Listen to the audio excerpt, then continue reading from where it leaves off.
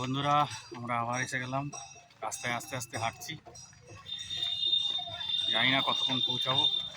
সামনে দেখা যাচ্ছে একটা মন্দির আছে। ফরেস্টনাথের পাহাড়ে এসে ভালো লাগবে যারা ট্রেকিং করতে ভালোবাসে। ট্রেকিংটা একটা আলাদা রকম মজা দেয়, কেন মন খুব শান্তি পাবেন এসে এখানে।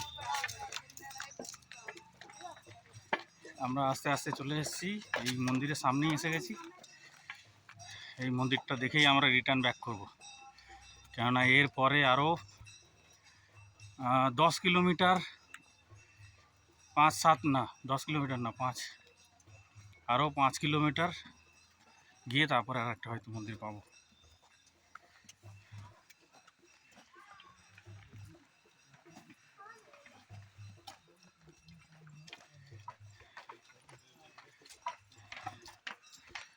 যারা একদম পুরো চূড়াতে পৌঁছাতে চান তাদের মোটামুটি 12-14 কিলোমিটার পর্যন্ত উপরে উঠতে হবে, তারপরে আপনি পাবেন। এইরকমই চড়াই রাস্তা, পুরোটাই চড়াই রাস্তা, সমতল রাস্তা মাঝখানে কোথাও পাবেন না। একটু রেস্ট করে করে করে করে যেতে হবে। এই মন্দিরে আমরা চলে এসেছি, এই দেখুন দেখা যাচ্ছে। এই মন্দির পর্যন্তই আমরা যাব, তারপরে ব্যাক করব। চড়াই রাস্তায় আর 5 কিলোমিটার যাওয়া যায়, টাইম নেই, টাইম পাওয়া যাবে না। মোটামুটি 2টো বেজে গেছে। জঙ্গলের মধ্যে বেশিক্ষণ থাকা যায় না।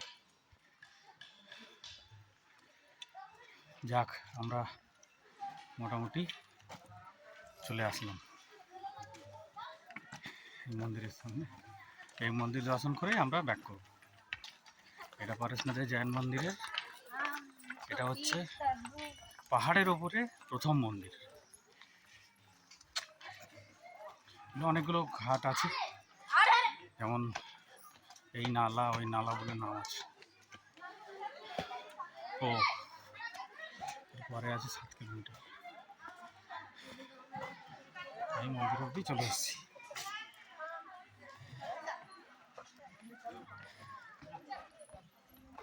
এই না মন্দিরে ভিডিওগ্রাফি করতে দেবে কিনা, তবে এত পর্যন্তই আমরা করতে পারছি। যদি ভিডিওগ্রাফি করতে দেয় তাহলে ভেতরের দৃশ্য আমরা দেখাতে পারব।